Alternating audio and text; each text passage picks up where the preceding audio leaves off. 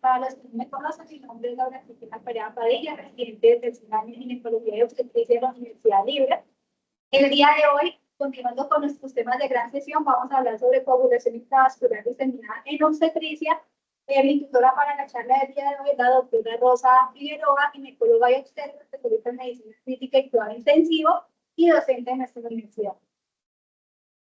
Entonces, en cuanto a los temas de los cuales vamos a hablar, vamos a ir hablando de generalidades, algo de epidemiología, factores de riesgo, los diferentes fenotipos de SID, fisiopatología, presentación clínica y algo sobre el manejo introducido. Entonces, para iniciar, pues vamos a dar la definición que propone la Sociedad Internacional de Trombosis y Hemostasia sobre coagulación intravascular diseminada. Ellos nos definen la SID como un trastorno intravascular adquirido y que es potencialmente mortal, que se va a caracterizar por una desregulación, por una activación sistémica desregulada del sistema de coagulación, una fibrinolisis desregulada, y que finalmente nos va a generar una lesión endotelial que va a llevar a la formación de microtrombos y posteriormente pues, nos puede llevar a un daño orgánico. Tener en cuenta que esto nos va a causar unos daños a nivel de la microvasculatura que si es lo suficientemente grande puede llevar a un daño orgánico que nos puede llevar o que finalmente puede desencadenar la muerte de la paciente. Y hay que tener 4 aspectos muy importantes a tener en cuenta. Uno, que esta es una condición que siempre es secundaria, es decir, que siempre va a ir precedida alguna condición, y eso es lo más importante que quiero que se quede de esta charla, que es reconocer ciertos factores de riesgo, ciertas condiciones que nos pueden llevar a una SID, que ahí es donde realmente impacta el manejo para prevenir la progresión a esta. Segundo, que esta es una condición que se va a caracterizar por una activación desregulada del sistema de coagulación, donde va a haber un papel muy importante a nivel de la microvasculatura, donde va a ser el principal tejido que va a estar lesionado, y esta se va a caracterizar por ser progresiva, que va a ir desde una fase inicial, que puede ser asintomática, hasta una fase mucho más avanzada o severa, donde ya vamos a ver, como vamos a ver más adelante, los diferentes formas de presentación que puede llevar a una hemorragia o a una coagulación sistémica, lo que finalmente, pues esto es lo que nos va a llevar a la mecánica por la protección de los microtrombos. Entonces, como les acabo de mencionar, esto es una condición que se caracteriza por ser realmente secuencial. Tenemos una primera fase que es una pre-SID, que es una etapa inicial de la SID temprana, que básicamente puede que no se hayan presentado manifestaciones clínicas, pero ya hay alteración en las pruebas de laboratorio, principalmente en las pruebas de coagulación o a nivel de la trombocitopenia.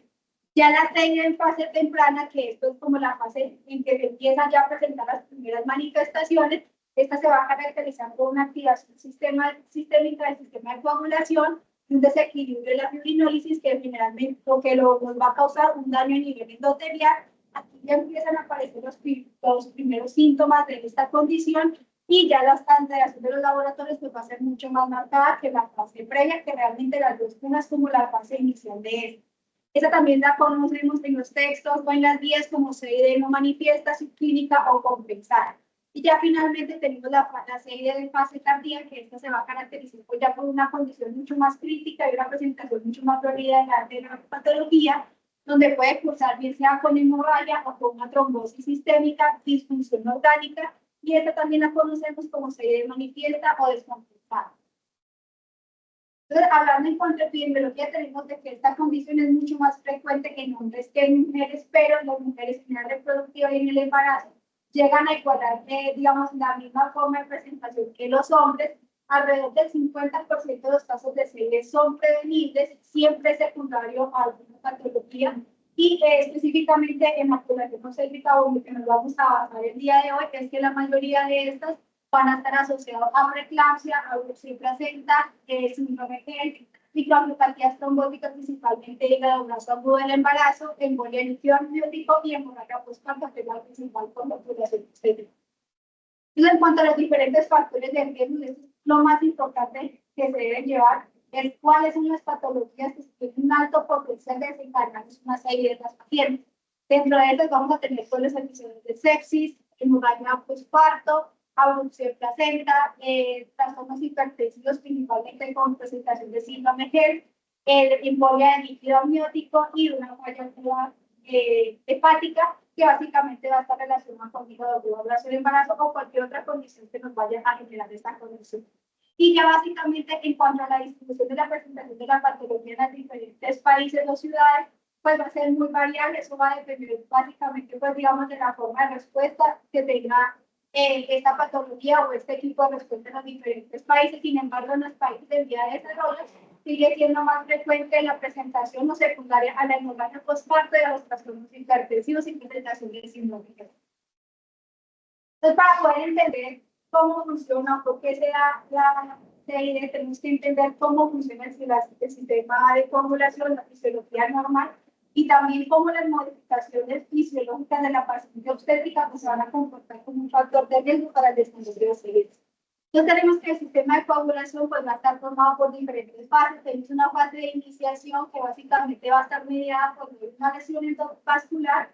Se va a producir el factor tisular, que es el que va a mediar o el que va a iniciar ese sistema de esa cascada de coagulación mediante la unión al factor 8A, donde básicamente pues, a partir de ese complejo pues, va a dar la activación de toda la cascada, que tiene como objetivo final generar pues, la fibrina para generar pues, los polímeros de este para generar pues, la coagulación. Seguido de esto vamos a tener una fase de amplificación, la cual va a estar mediada principalmente por la activación plaquetaria, donde pues va a haber una mayor activación y agregación de esta para generar una mayor estabilidad de este coágulo, de una fase de propagación que va a estar mediado principalmente por factor 11 de la coagulación, y ya finalmente pues se va a dar la estabilización del polímero, mediante la autopolimeración de la fibrina, la estabilización del coágulo, que es lo que básicamente nos va a generar un control del sangrado como tal en ese momento.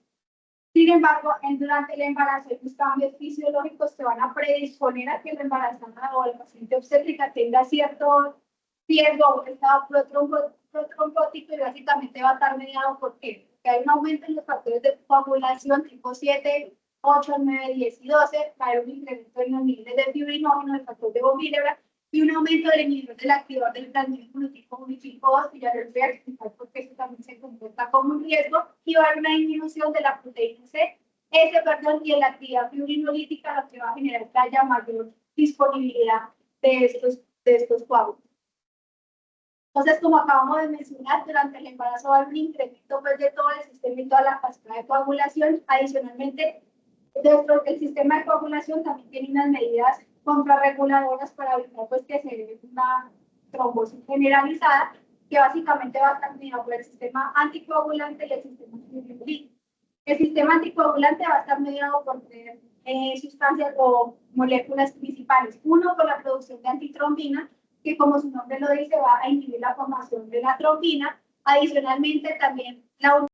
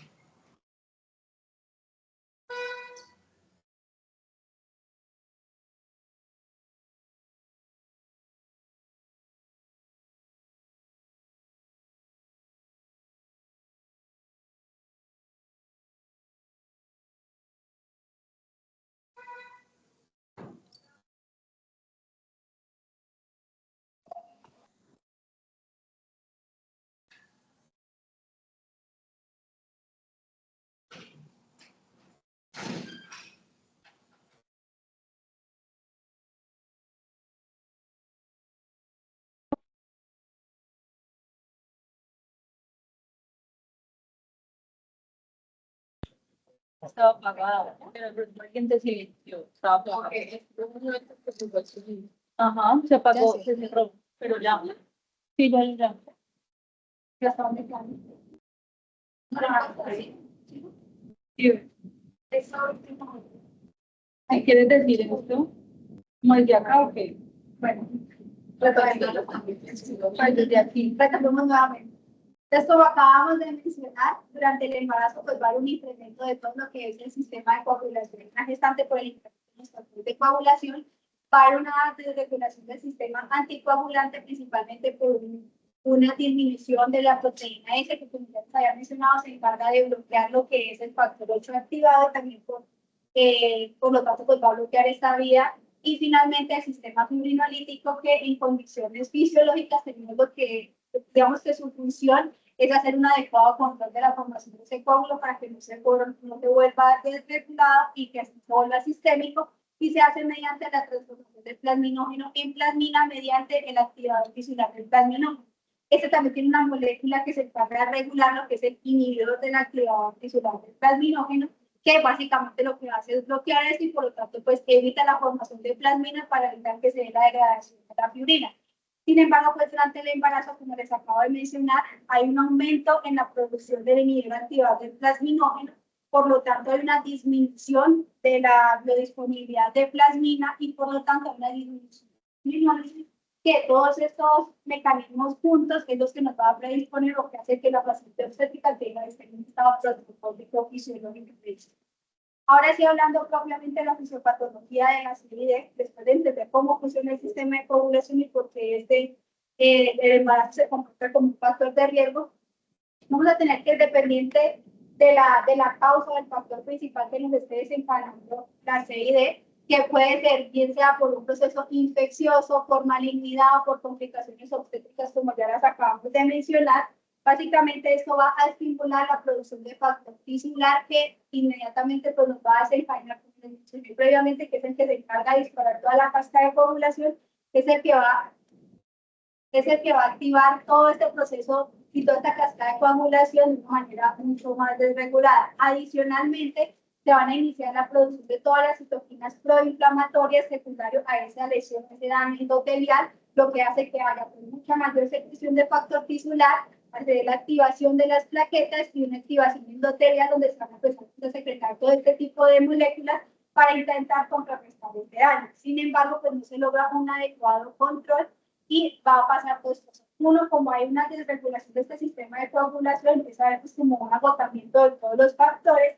Adicionalmente, como vemos que hay un aumento en la activación de las plaquetas, aumento del factor de von Willebrand. Como bien sabemos que la AMS3 es una metaloproteína que se encarga de inhibir el factor de von Willebrand, pero como hay tanta cantidad de factor Willebrand, sobrepasa la capacidad que tiene la AMS3 para regular y por lo tanto pues, va a haber mayor biodisponibilidad de este factor, mayor actividad de las plaquetas y también hay una disminución en el inhibidor del activador del plasminógeno, por lo tanto pues va a haber una fibrinolisis disminuida, que finalmente es lo que nos va a explicar por qué se empiezan a presentar esta cantidad de trombos de manera desregulada. Es importante también tener en cuenta que la CID tiene dos formas de presentación diferentes, que puede ser que se presente de manera independiente o puede que una preceda a la otra, como es en el caso de la hemorragia, de nuestro caso de la hemorragia postparto, es el principal factor de riesgo o que se encarga en una de las primeras fases de la CID. Entonces, dentro de eso tenemos estas dos formas de presentación y fisiopatológicas, que es un estado de hipocoagulabilidad y de manera contraria de hipercoagulabilidad. El estado de hipocoagulabilidad es el que se presenta, como se acaba de mencionar, principalmente posterior a un evento hemorrágico masivo, donde van a ocurrir pues, varios eventos. Primero, pues la cantidad de sangrado es tan grande que lo que hace es también se pierden gran cantidad de los factores de coagulación, por lo tanto, pues no va a haber mecanismos para regular ese episodio de sangrado. Adicionalmente, vamos a estar en un estado de hiperfibrinolisis que va a estar mediado precisamente por el activador tisular del plasminógeno, que de manera respuesta genera un incremento, haciendo pues que en vez de formar el coágulo o controlar el sangrado, antes esté sangrando más. Adicionalmente, la lesión a nivel del endotelio va a generar pues, que se dé todo este mecanismo proinflamatorio, se produzcan estas moléculas que son asociadas al daño que van a activar el sistema de coagulación, y si bien se están perdiendo durante el sangrado los factores de coagulación, también empieza a haber una coagulopatía de consumo por activación del sistema intentando controlar el sangrado. Y finalmente tenemos que también hay una mayor agregación plaquetaria, por lo tanto pues hay su biodisponibilidad, y esta lesión a nivel del endotelio que se intenta pues, restaurar pero no se logra, y este estado de hiperfibrinosis va a generar que haya un sangrado constante y esa condición va a hacer que se sigan perdiendo aún más los factores de coagulación y por lo tanto no se logre contrarrestar ese episodio de sangrado. Y ya por otro lado tenemos lo que es el estado de hipercoagulabilidad, que es básicamente lo que les acabo de mencionar previamente, que va a estar mediado principalmente por factor tisular, que va a generar que esté en un estado de hipercoagulación, un estado de hipofibrinosis que va a estar mediado principalmente por el inhibidor de la actividad del plasmina. Si podemos ver, son literalmente las dos moléculas contrarias lo que va a generar que se dé la presentación de las dos formas. Ahora hablando propiamente de cada una de las patologías que nos van a desencadenar CID y ver cómo impactan cada uno, vamos a tener en cuenta que en el embarazo o en la población obstétrica no se comportan todas igual. Por ejemplo, en el caso de la sepsis, la forma de presentación de CID en estas pacientes tiende a ser más de características hipercoagulables. Y esto va a estar dado ¿por qué? Porque como ya hemos mencionado, la producción, pues el contacto de los microorganismos van a activar todo lo que es la respuesta inmunológica, activación de los monocitos y de citoquinas proinflamatorias que van a estimular la producción de factor tisular. Aparte de eso, se va a activar pues toda la parte del endotelio, generando un aumento del inhibidor de la actividad del plasminógeno, lo cual pues va a generar finalmente los coágulos mediante la fibrina y va a generar que se den esta trombosis microvascular secundaria al proceso infeccioso. En cuanto a la obstrucción placenta, que es otra de las causas de esta, tenemos que esta se va a dar por dos mecanismos. Uno, por una coagulopatía de consumo por el efecto hemorrágico y segundo, por una liberación de factor tisular secundario a ese daño endotelial que se está causando por esta condición, por lo cual esta se va a comportar, puede comportarse con un componente mixto, generalmente más con tendencia hacia el componente hemorrágico. Y el hecho de que tenga este componente mixto hace que las pacientes con una obstrucción placenta tengan una CID mucho más rápida y severa, y los casos secundarios a la hipovolemia y la hipoxia va a haber un incremento del factor tisular, y esto es lo que explicaría por qué puede presentarse de las dos formas. Otra de las condiciones que también nos pueden desencadenar este evento son la hemorragia obstétrica, que en nuestro medio sigue siendo la principal causa de CID en población obstétrica, independientemente de cuál sea la causa de la hemorragia, por atenía, tejido, trauma, uterina o abducción. Este nos va a generar que se dé una coagulopatía de consumo y por eso es que nos va a generar esa manifestación, esa forma de presentación en un estado hiperfibrinolytic y por lo tanto se van a comportar con mayor sangrado en vez de que con una trombosis generalizada. Cuando sean en los eventos hemorrágicos, generalmente tiende a ser una CID mucho más rápida y como es de una instauración mucho más rápida, tiende a ser mucho más severa porque no se logra contrarrestar o no tiene los mecanismos suficientes para compensar ese evento tan agudo y por lo tanto pues hay mucho mayor compromiso. Hay un consumo de los factores de coagulación de las plaquetas y un incremento del factor tisular por la lesión endotelial. En cuanto al síndrome HEP, como ya sabemos, de entrada, lo que son los trastornos hipertensivos ya se comportan como una disfunción endotelial y como ya sabemos por los diferentes mecanismos fisiopatológicos de la preeclampsia, con una disfunción entre los factores angiogénicos y antiangiogénicos y todos los otros mecanismos nos van a llevar finalmente a una disfunción endotelial. Adicionalmente, las pacientes con preeclampsia, específicamente con síndrome HEP, se ha encontrado que tiene una función, una actividad de la AMS13 disminuidas, que si recuerdan, les expliqué inicialmente en la fisiopatología, hay un consumo de la AMS13, y si esta condición de base ya lo tenemos disminuido, pues va a ser mucho más complejo el control de los eventos trombóticos en esta población. Y también se ha visto que las pacientes con síndrome de HEP también tienen un incremento en la actividad del sistema del complemento. Y esto ya ha venido siendo estudiado, que hay una importante relación entre el sistema del complemento y la presentación de la coagulación intravascular diseminada, que independiente de la vía por la cual se activa la vía del complemento, bien sea por la vía clásica de las lectinas o alternativa, tiene una función directa en la producción de citoquinas proinflamatorias y de mayor estimulación y producción de factor tisular que puede agravar o predisponer a que estas pacientes presenten la CID de manera mucho más rápida que si la comparamos con las otras formas de presentación de los trastornos hipertensivos. Finalmente, lo que es hígado graso agudo del embarazo, pues esta también es una microangiopatía trombótica que básicamente se caracteriza por una infiltración grasa microvesicular de los hepatocitos que nos va a llevar a un defecto en la oxidación de los ácidos grasos y a una falla hepática. Realmente, el hecho de que haya una falla hepática es lo que nos va a predisponer a la formación de la coagulación intravascular diseminada, Y como bien sabemos, la tríada clásica para esto es la coagulopatía, hipoglicemia y falla renal, donde tenemos que la CID es el responsable del 70% de la coagulopatía inducida por hígado graso agudo del embarazo. Y eso va a estar dado principalmente porque la forma de presentación en este va a ser más de características hemorrágicas y básicamente porque va a haber, como hay una falla hepática y ya sabemos que la mayoría de los factores de coagulación se producen a nivel hepático, pues no hay una adecuada síntesis de eso y esto es lo que nos va a desencadenar el proceso fisiopatológico. Entonces, como hemos visto y les acabo de mencionar, tenemos que van a haber múltiples condiciones que nos van a llevar a un desbalance o una desregulación de ese sistema de coagulación que finalmente se van a representar como una coagulopatía que, como una desregulación inadecuada control de este sistema, nos va a llevar finalmente a una coagulación intravascular diseminada que puede presentarse o con hemorragia o con trombosis o incluso con las dos y finalmente pues nos va a llevar a una disfunción orgánica múltiple y sistémica y finalmente llevar.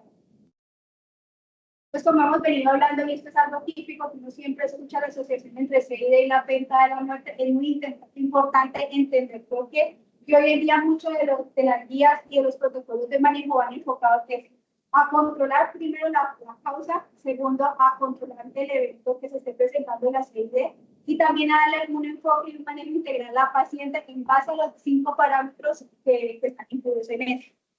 Entonces, de manera muy rápida, ¿qué es lo que ocurre? Tenemos que después de una hemorragia masiva, como ya hemos visto, inicia todo un proceso o una alteración a nivel de la hemostasia por esa incapacidad de lograr controlar ese sangrado.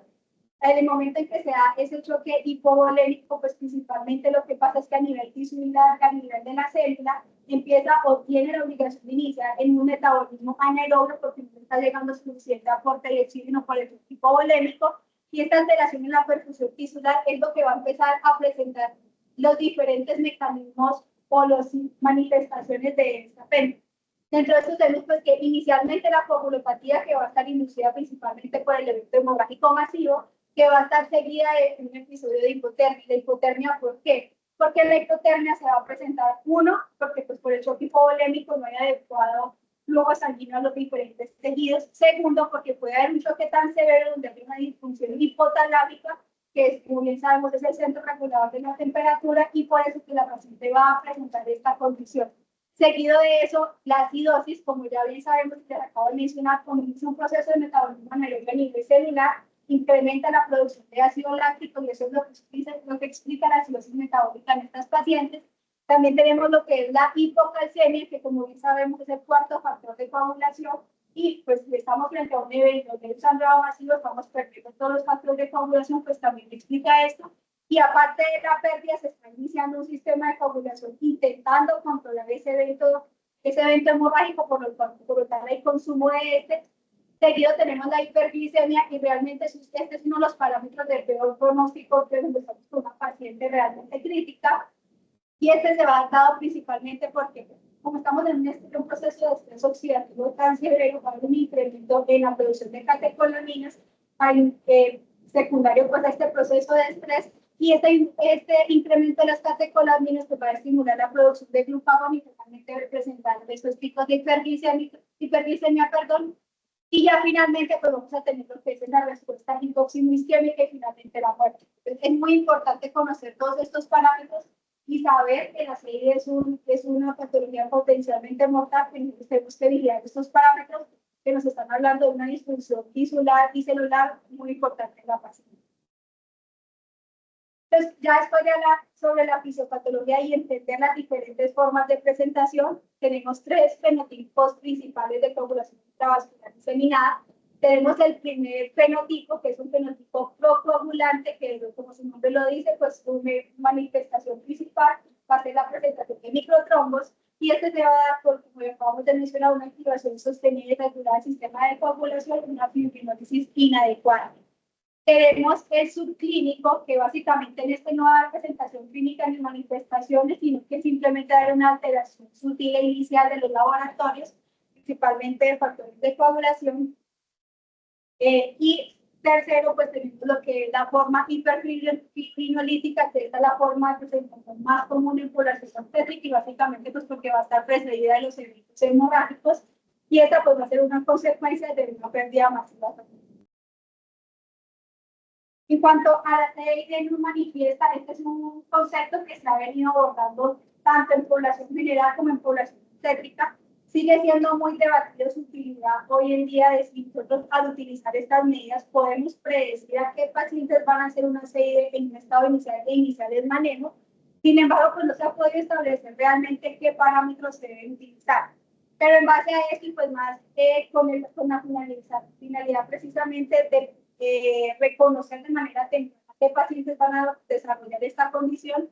Se han hecho diferentes scores y diferentes protocolos. Este específicamente es para población obstétrica, donde va a tomar diferentes parámetros y nos habla que un score mayor o igual a 3 puntos, pues ya nos va a dar como una probabilidad de que esta paciente tiene un riesgo potencial de desarrollar la condición. Tiene una sensibilidad de 71.4% y especificidad de 77.9%. Sin embargo, como les acabo de mencionar, todavía estos esquemas siguen siendo muy debatidos si se utilizan o no de manera temprana. Y segundo, porque estos son parámetros que si bien no todos están disponibles en todas las instituciones de manera pues rápida y fácil para poder nosotros empezar a utilizarlos. Ya propiamente hablando del diagnóstico, entonces este va a depender de 4 características principales. Uno es siempre identificar el evento desencadenante. Es importante siempre reconocer las patologías que pueden desencadenar un evento y saber que esa paciente potencialmente puede terminar con una CID. Hacer una valoración clínica de la paciente y del evento desencadenante, la toma de paraclínicos y la utilización de escalas de diagnóstico de predicción, que básicamente va a estar ligada con la utilización de los diferentes paraclínicos. Dentro de esto tenemos estas dos que son las más utilizadas. Tenemos lo que es la Sociedad Internacional de Trombosis y Hemostasia, que esta está recién actualizada en este año, y tenemos lo de la Asociación Japonesa de Medicina Aguda. Básicamente vemos que toman parámetros muy similares. Tenemos pues esta que realmente es la más utilizada a nivel mundial, donde encontramos pues que van a tener en cuenta los que son los niveles de plaquetas, dímero D, el INR, el fibrinógeno, y en base a una puntuación nos va pues como a predecir el riesgo que está tiene. Sin embargo, ¿qué ocurre? Que ninguna de estas escalas ha sido estudiada ni realizada para población. Entonces, en base a esto se realizó este estudio o esta publicación, que básicamente lo que ellos hicieron fue una validación de un score modificado en base a esos parámetros de STH, pero básicamente enfocado a población. Y básicamente los cambios que ellos hicieron fue enfocados a los cambios fisiológicos propios del embarazo, que nosotros no podemos comparar, por ejemplo, los niveles ni de fibrinógeno ni de dímero de una paciente gestante obstétrica con el de la población general.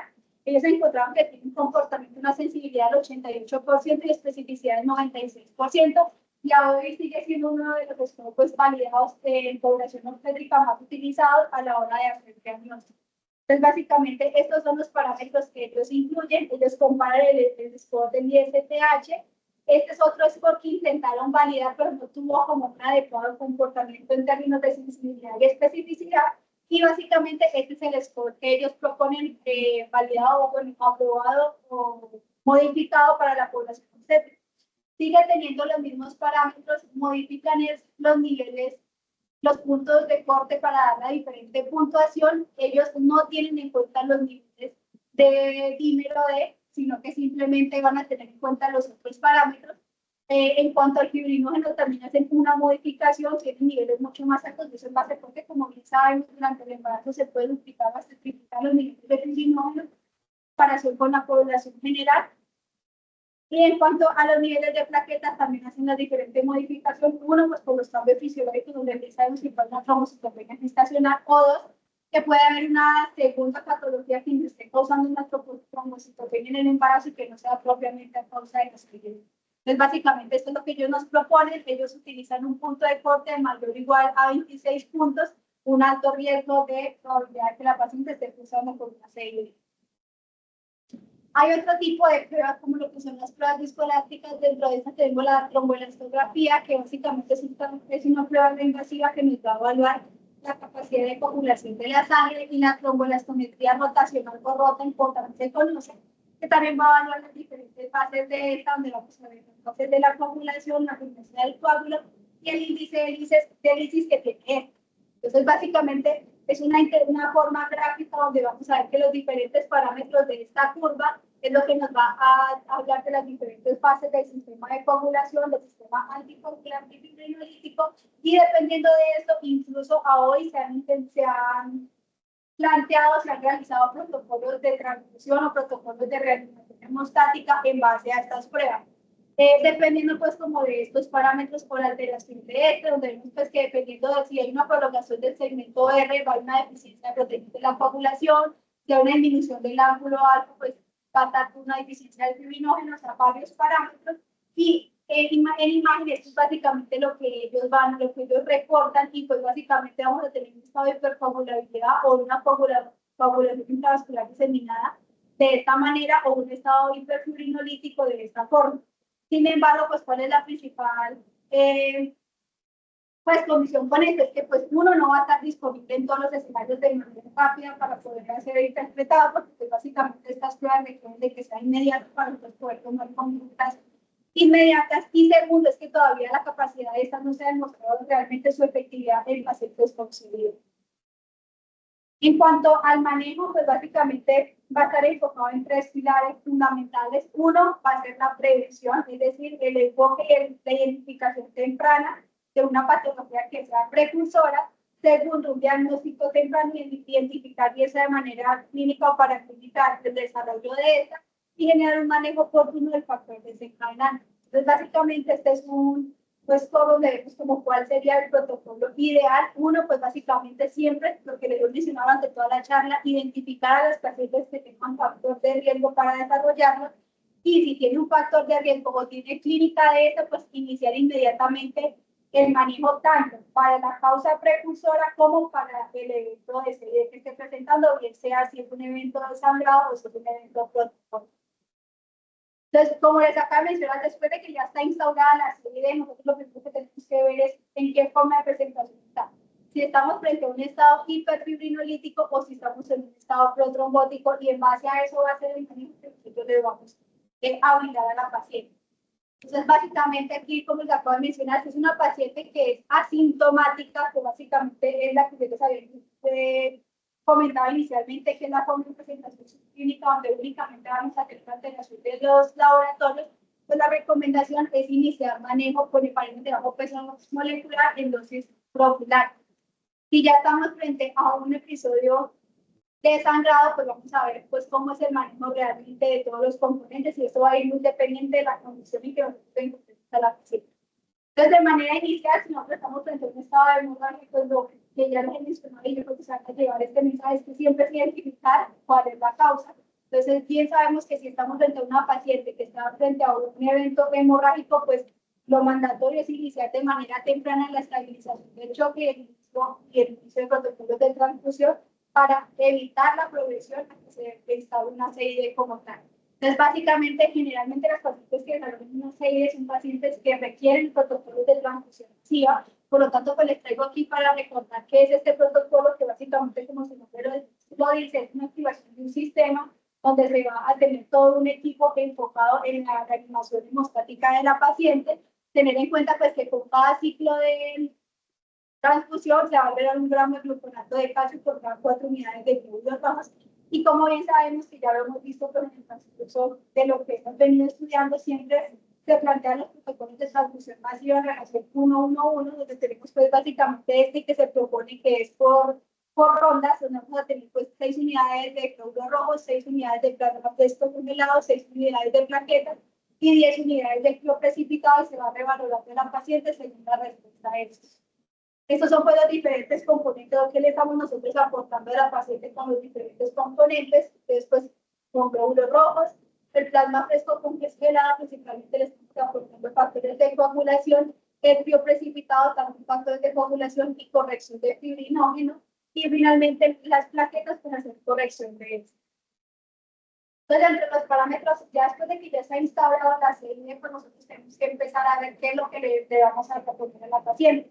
Entonces, la indicación de transfusión de plaquetas posterior allá al evento del protocolo de transfusión hacia, ya propiamente hablando de la instauración de la CID, la indicación de transfusión de plaquetas como está por debajo de 50.000 milímetros cúbicos, reposición de fibrinógeno cuando está por debajo de 2 gramos por litro o 200 miligramos sobre decilitro, el ácido tranexámico en los estados de hiperfibrinólisis, es decir, con los estados de SID que se comporten con hemorragia, y se ha encontrado pues que la administración de este de manera mucho más temprana es lo que va a mejorar, digamos, su efecto y su estado o su control adecuado de la hemorragia.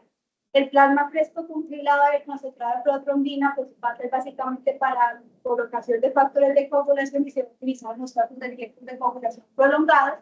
Y en caso de la vitamina K, en sospecha de deficiencia, que pues, básicamente va a ser en esos casos de una hemorragia masiva donde realmente se está perdiendo todo. El plasma fresco congelado, como ya les había mencionado, pues básicamente lo colocamos con el objetivo de corrección de fibrinógeno y de otros factores de coagulación, con el fin de generar o mantener pues, la formación de ese sistema de coagulación controlable y poder regular ese proceso hemorrágico, y básicamente se da ante una sospecha de alto consumo de factores con grandes pérdidas de sangre, como lo tenemos nosotros cuando tenemos una hemorragia obstétrica. Por otro lado, tenemos el concentrado de protrombina, que básicamente es la administración directa de factores de coagulación, y adicional a esto de heparina. Sin embargo, pues esto no es un medicamento que es de alto costo, es realmente muy costoso, que no está disponible en todas las instituciones, pero pues sería una alternativa si no tenemos la disponibilidad de plasma fresco congelado de manera temprana. Entonces, básicamente, continuando con el manejo del sangrado, ya después de que hemos instaurado, corregido o tener claro pues cuáles van a ser las indicaciones del manejo, también todos los protocolos hoy en día van enfocados a hacer un manejo integral de la paciente en base a la pena del muerte. Entonces, porque es lo que tenemos nosotros que también tener en cuenta, aparte de controlar el evento agudo como tal, que es mantener la normotermia, la normocalcemia, normalización del pH, y iniciar los protocolos de transfusión masiva en los casos que sean necesarios, incluso la utilización de vasoactivos, con el fin de mantener una presión arterial media por encima de 65 milímetros de mercurio. Desde los pues, que más utilizamos tenemos de primera línea noradrenalina y de segunda línea la lomotamina, como estamos escuchando, de infusión orgánica para potenciar ese efecto de la noradrenalina. Este básicamente es un esquema con el que los tengo básicamente para recordar cuáles son las metas de reactivación hemostática que nosotros debemos tener en cuenta en estas pacientes. Después de que nosotros ya hemos hecho pues todo el protocolo de transfusión masiva, estamos de hacer pruebas de laboratorio seriadas con una diferencia de tiempo que se propone entre cada 4 y cada 6 horas para ver si se ha logrado la corrección de estos. Adicionalmente, lo que ya hemos visto, hacer un adecuado control del sangrado, tener en cuenta los niveles o los parámetros de corrección de que estamos logrando pues, un adecuado control del evento, niveles de hemoglobina por encima de 7, plaquetas mayores a 50.000, un INR bueno, a 1.5, un fibrinógeno que es nuestra población obstétrica mayor a 200, y niveles normales de calcio. Y aparte de eso, volvemos a hablar de la resucitación o de la parte de la venta de la muerte, mantener una normotermia, mantener un estado ácido-base regulado, normocalcemia y normocalemia, que pues también son otros parámetros que se pueden alterar en estos eventos.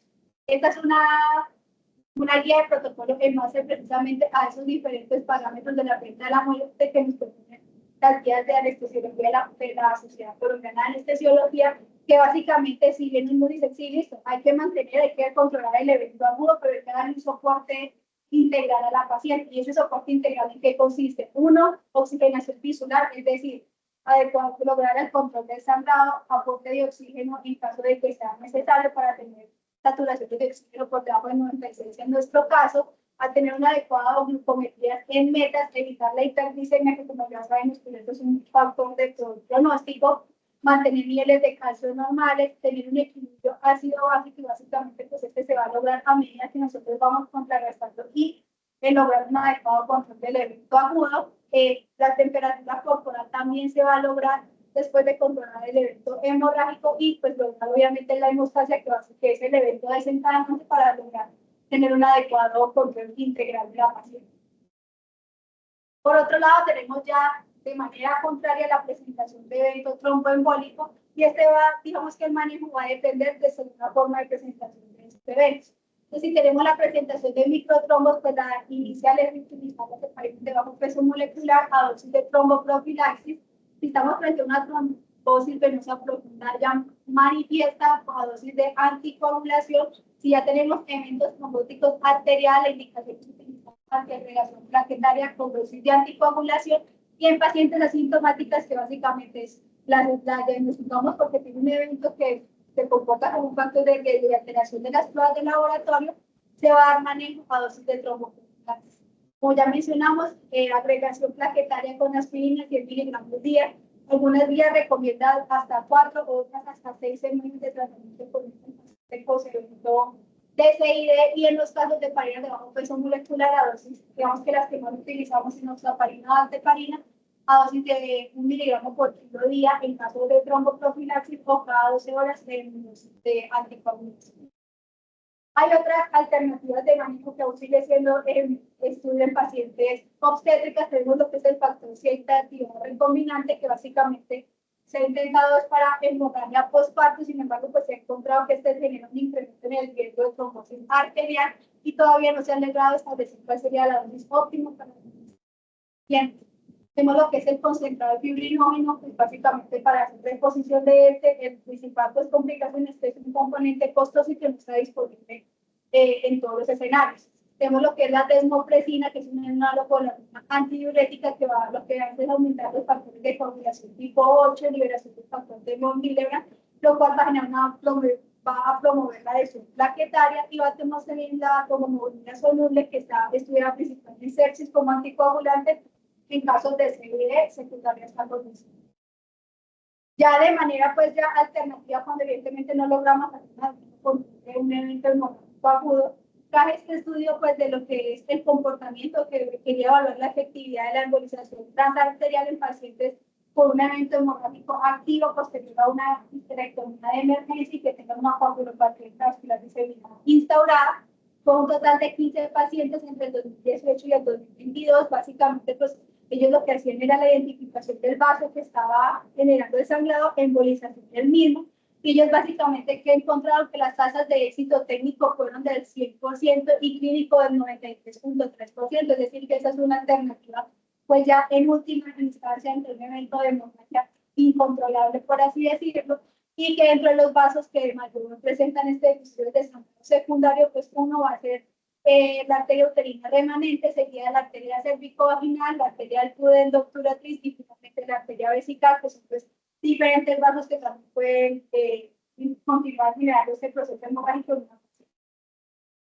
En cuanto al pronóstico, pues ya hablando directamente sobre el pronóstico tanto en la madre como en el recién nacido, en el neonato, pues básicamente, ¿qué vamos a encontrar? Que en las pacientes que presentan una CID, pues con aquellas que tuvieron realmente todos los factores de riesgo, pues estas tuvieron mayores tasas de cesárea, mayores tasas de cuidado intensivo, mayores complicaciones. Y en cuanto a las complicaciones por resultados neonatales, pues no fueron directamente asociadas a la CID, sino al factor precursor de la CID. Es decir, hubo más tasas de nacimientos post-cesáreas, de ingreso bajo para nacer, de prematurez, pero fueron secundarias a ese evento obstétrico que requirió la intervención y la finalización del embarazo, más que por la presentación de la CID. Entonces, como acabo de mencionar, el pronóstico va a depender de 3 factores principales. Uno, cuál es la causa subyacente o precursora de la CID, el momento del diagnóstico y el inicio del tratamiento y de los diferentes factores de riesgo asociados que tenga esta paciente. Es importante recordar que la CID es un predictor independiente y relativamente confiable de insuficiencia orgánica en obstetricia clínica, y básicamente podemos ver lo que ya les acabo de mencionar, que generalmente las pacientes que tienen CID pueden tener todas las posibles complicaciones que se puedan presentar, como lo son los requerimientos de unidades de ingreso a unidades de cuidado intensivo, requerimiento de histerectomía, obstrucción placenta, trastornos hipertensivos severos, choque hemorrágico. Por lo tanto, pues el mayor mensaje que les puedo dar es siempre intervenir de manera temprana antes de que se instaure esta patología. Entonces, ya para finalizar, con las conclusiones que les traigo, nuevamente repitiendo, fundamental conocer las causas de CID y prevenir la progresión a esta condición, hacer un diagnóstico oportuno y un manejo temprano son las acciones que más van a impactar en cuanto a mortalidad, y que esta es una patología crítica con requerimiento de mejor individuo. Muchas gracias.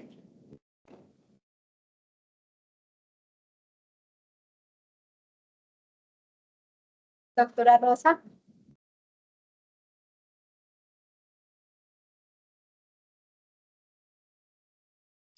Hola, buenas tardes, ¿cómo están? Bien, viendo, ¿usted cómo está? Bien. Bueno, la charla muy completa. Te felicito por la preparación. Quisiera añadir un par de cosas.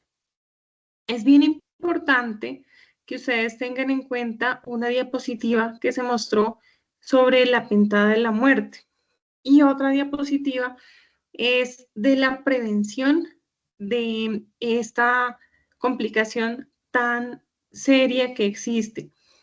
Bueno, entonces, dentro de la ventana de la muerte, como ustedes se dan cuenta, la hipotermia es una de las causas más, o bueno, que conllevan a la muerte a las pacientes. Y digamos que son las cosas más fáciles que uno puede evitar que sucedan. Como yo siempre les digo, y creo que ustedes ya me han escuchado, o las personas que rotaron conmigo me han escuchado, que en los servicios de urgencias o en cualquier servicio, urgencias de obstetricia, cuando la paciente o el paciente está sangrando, lo primero que hacemos es retirarle toda la ropa para visualizar obviamente el sitio donde está sangrando. Pero no, digamos que no logramos comprender que ese quirófano o esa sala de urgencias o la sala de reanimación en obstetricia, hay ocasiones en que la tenemos a 10 grados de temperatura e incluso hay ocasiones en que tenemos a menos grados de temperatura. Entonces, es bien importante cubrir al paciente. Si yo no tengo una manta térmica, pues como nosotros ya lo tenemos en casi todos los servicios de obstetricia, cúbralo con una cobija o cúbralo con una frazada, cúbralo con algo, porque esta es una medida vital para proteger la vida de la paciente. Y otra cosa, sobre la hipocalcemia. Digamos que antes se hablaba de la triada de la muerte. Ustedes ya saben que se aumentó a penta y la hipocalcemia es otra condición también que conlleva a la muerte de las pacientes. Entonces, si nosotros tenemos una paciente que se ha realizado una transfusión masiva, no olvidar que debemos reponer calcio en esa paciente. Y como se hablaba, lo más importante en todos estos casos es la prevención. Entonces, si yo tengo una paciente que sospecho que me va a sangrar porque una hemorragia obstétrica o la paciente que tiene la abrupción de placenta o la paciente que tiene el óbito fetal, pues yo debo adelantarme a los hechos y no después correr a buscar pues a todas las personas en un hospital para que me ayuden cuando ya las condiciones son muy difíciles de sobrellevar. Entonces, vuelvo y repito, el mejor médico, el mejor profesional de la salud no es el que formula el último antibiótico encontrado o el medicamento más costoso. Pienso que el mejor personal de la salud o el mejor médico, pues nuestro caso, es el que se anticipa a los hechos y trata de evitar al máximo que todas esas cosas sucedan. Gracias. Gracias, doctora. Doctor Milton. Hola, buenas tardes, ¿cómo están? No, profe. Gracias por la conferencia, Mariam, de este tema que, como exponías bien y como dijo Rosa Alexandra también, pues nos ronda permanentemente a nosotros. Es decir, la CID es una patología que normalmente nos acompaña, sobre todo en las causas de mortalidad que nosotros tenemos, tanto en la hemorragia posparto, pero también en la sepsis y también en la preeclampsia y en los trastornos del síndrome de preeclampsia-eclampsia. Entonces, creo que es un tema que debe hacer parte como del día a día nuestro, conocerlo muy bien. Y estoy de acuerdo con Rosa Alexandra de que nosotros en las tres patologías y mucho más en la hemorragia, siempre tenemos que estar en un escenario antes de la catástrofe. El día jueves, ayer, en la mañana, el doctor Vasco, que lo conocen todos ustedes, el anestesiólogo, es profesor del CES, hizo una charla interesante sobre gestión de la sangre, hablando de la sangre como un tejido de cuidado dentro del cuerpo, así como cuidamos el riñón o como cuidamos el hígado, como cuidamos el pulmón. Habló de esta iniciativa que en el mundo se llama PBM, tratando de mostrarnos cómo, por ejemplo, cosas que no debemos tolerar nosotros como ginecólogos de atención primaria, en la parte básica, que es, por ejemplo, la anemia de las pacientes cuando están en embarazo. No se debe tolerar la anemia a ninguna paciente. Y otra cosa importante es que los niveles de hemoglobina, dado que la OMS los ha definido como 11, 10, 5 y 11, para el tercer trimestre 11, se deben ajustar de acuerdo a la altura. Porque, por ejemplo, para nosotros aquí en Cali 11 podría estar bien, pero yo creo que para la profesora Rosa Alexandra allá en Nariño, probablemente esa paciente 12 sería como el límite inferior de hemoglobina ajustado para esa región. Entonces, también tomar en cuenta eso y no ser tolerantes, ser más bien agresivos con el manejo de la anemia, que cada vez salen más estudios cómo la anemia se relaciona con morbilidad materna extrema y con mortalidad materna también. Y ese es un paso anticipatorio muy importante cuando llevamos a una paciente a una atención de un parto o de una cesárea.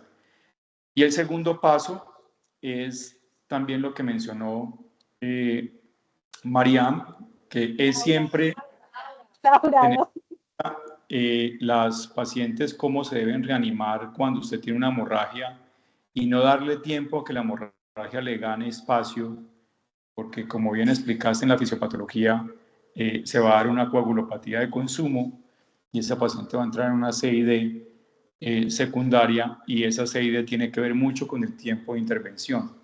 Rápidamente reemplazo de hemoderivados y de productos de coagulación en una paciente que está mostrando una progresión de los estados de choque y una pérdida sanguínea importante. Entonces, yo creo que este tema de CID, en el fondo, la gran conclusión, además de la importancia de conocerlo, es que nosotros tengamos una mentalidad preventiva y estar muy atentos a lo que nos puede generar ese desencadenante. Como no todas las veces tenemos todo a la mano, porque las escalas, yo personalmente soy un poco alérgico a las escalas, porque en las escalas, si usted no tiene todo, entonces no puede hacer la escala, y sin la escala no puede hacer diagnóstico, y creo que eso no debe ir hasta ese punto. Pero hay cosas que lo alertan a uno. Nosotros tenemos un simple recuento de plaquetas, y cuando usted ve una paciente con sangrado, con unas plaquetas por debajo de 100.000, pues es muy probable que esa paciente esté en una CID o esté cursando hacia una CID. Entonces, esas cosas sencillas deben alertarnos tempranamente a que de pronto nos estamos quedando cortos en el proceso de la reanimación, y como explicó la profe Alexandra, pues tener en cuenta estos parámetros que disminuyen el riesgo de complicaciones, como es la hipotermia, la acidosis, resolver la causa primaria lo más rápido posible en esas pacientes, hacer reanimaciones adecuadas e intervenir, digamos, tempranamente. Muchas gracias, Marian. Creo que ha sido una buena charla. Profe Rodrigo, muy atento, muy conectado. Bueno, un abrazo. Anoche estábamos en un homenaje que le estábamos haciendo también al profe Rodrigo, sus alumnos, sus colegas, sus profesores, por el tiempo de la docencia y por la trayectoria y porque ya está en otras lides, pero sigue siendo académico. Hasta el final, me imagino, profe Rodrigo. Un saludo.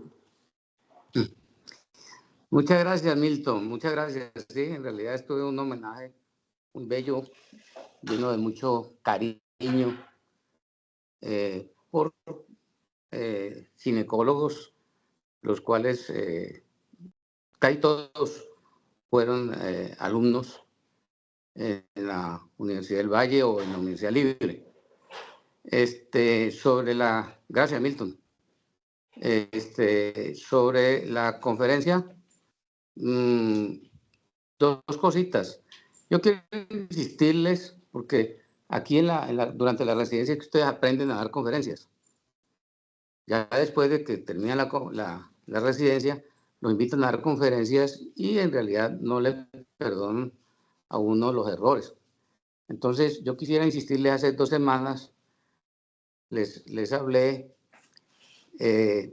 una cosa que parece nimia, pero es importante, y es la importancia de utilizar el puntero cuando la diapositiva está muy cargada. Por ejemplo, ahora que se mostraron todos los factores de la coagulación, todas estas cosas, es bueno utilizar el puntero para que la persona que está viendo la conferencia pueda seguir mejor. Yo hace 2 semanas lo dije también en una conferencia, en una gran sesión de ustedes. De resto me pareció muy buena la charla, muy didáctica, y también repetir e insistir en que la hemorragia materna, ustedes saben, en este momento está ocupando la primera causa de muerte materna en nuestro país. Antes era la segunda. Antes era la primera, la preeclampsia, ahora se han volteado y está de primera la hemorragia y de segunda la preeclampsia. Entonces es importante insistir en que la mejor prevención de la muerte por hemorragia postparto es manejar los niveles de hemoglobina durante el embarazo, en el control prenatal. Y a pesar de uno insistir en eso, yo hago consulta de perinatología ahí en la clínica Versalles, y vi en esta semana una paciente que tuvo en el embarazo previo, había tenido una hemorragia postparto y había ido a UCI. Casi se muere. Hizo una morbilidad materna extrema. Y me la remitieron por eso. Tenía 7 meses de embarazo y tenía solamente una hemoglobina al comienzo del embarazo, como de 11. Y ahora tenía como 33 o 34 semanas y no había vuelto a tener hemoglobina. Acuérdense que siempre hay que tener hemoglobina al final del embarazo, 7 o 8 meses, para saber uno con qué hemoglobina va a llegar esa paciente. Y siempre hay que subirle la hemoglobina por encima de 12. Si ha tenido una hemorragia posparto, pues esa paciente tenía pruebas, todas las pruebas imaginables de control prenatal, ¿no? Y seguimientos, ecografías, etcétera, y no tenía sino una hemoglobina al comienzo del embarazo. Y lo principal de ella era eso, la hemoglobina. Me tocó pedir una hemoglobina y verla dentro de 8 días. Pero acuérdense de eso, ¿no? Siempre se debe tener la hemoglobina en la embarazada por encima de 12. Y si ya uno le pide la hemoglobina y le falta una semana, digamos, por ejemplo, y tiene una hemoglobina baja, hay que transfundirla antes del parto. Si uno no alcanza, puede hacerle a incrementarle la hemoglobina con hierro parenteral o con hierro oral. No es más, gracias Milton, y muy buena la charla, la felicito, doctora. Estuvo muy buena. Gracias, doctor. Todo le queremos explicar es que lo del señalador, nosotros sí lo utilizamos aquí, pero como la compañera que está sentada en el computador, pues le quedaría más difícil señalar ahí también, entonces por eso. Está bien. Ay, disculpa. Bien. No, tranquila, tranquila. Muy buena la charla. Gracias. ¿Algún otro comentario? Buenas tardes. Hola, profe. Buenas. Primero, pues felicitaciones Laura y a la doctora Figueroa, su tutora, por la excelente charla. De verdad que uno, como dice el profesor Cifuentes, no ha dicho uno nunca deja de ser estudiante y de aprender.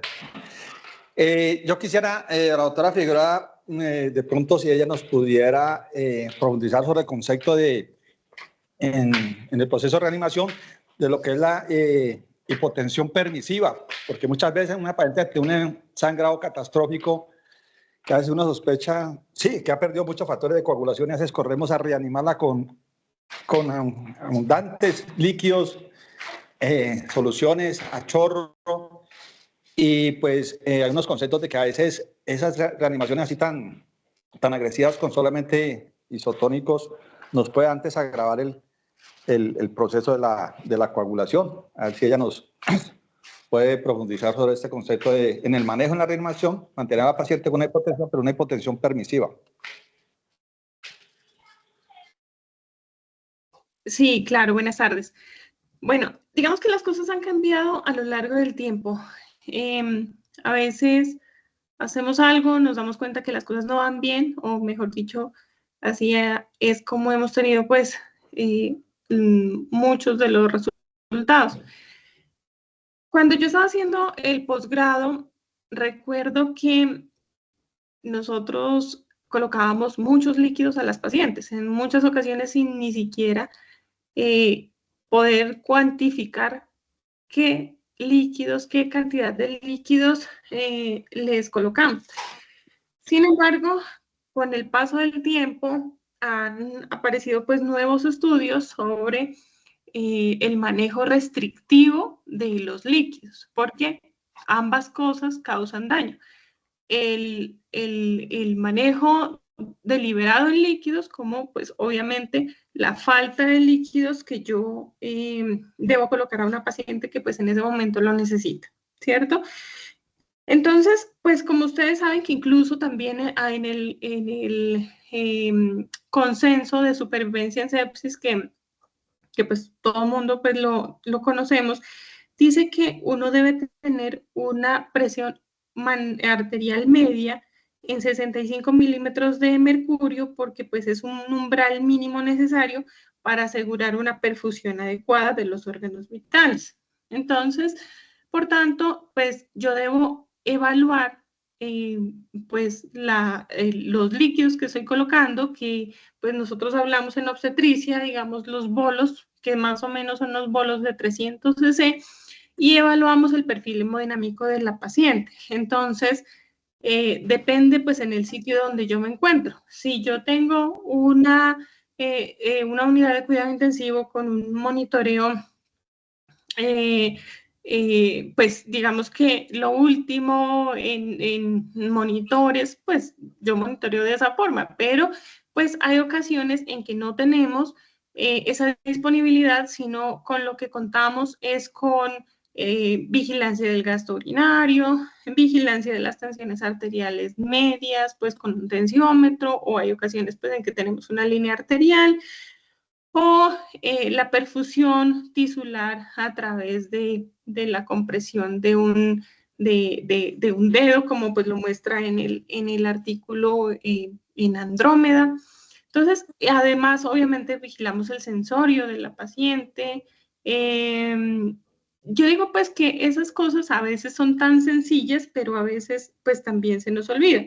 Entonces, si vemos que ya con líquidos, pues no consigo estas variables, pues yo digo, bueno, ¿será que entonces la paciente está sangrando más de lo esperado? Y como ahorita pues nos decía el doctor Cifuentes, ¿será que esa paciente de pronto ya entró con una anemia y pues obviamente con el sangrado que ha tenido en este momento, la anemia empeoró?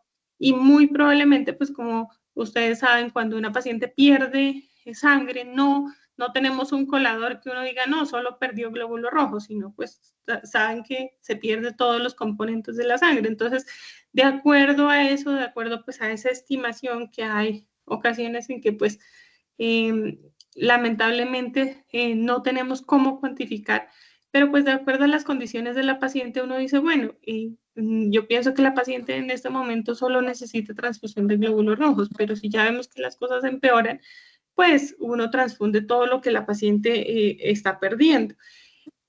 Pero uno, pues, digamos que siempre tiene que estar pendiente de las variables hemodinámicas de cómo nos está respondiendo la paciente. Por eso es tan importante tener una sala de reanimación y estar allí nosotros con la paciente. Porque pues no es solo formularle a la paciente y no sabemos si se lo administraron o no, sino estar con la paciente y estar vigilando a la paciente cómo me responde ante lo que yo estoy haciendo. No sé si quedó Muchas gracias, respondida la pregunta. Sí, doctora, muchas gracias.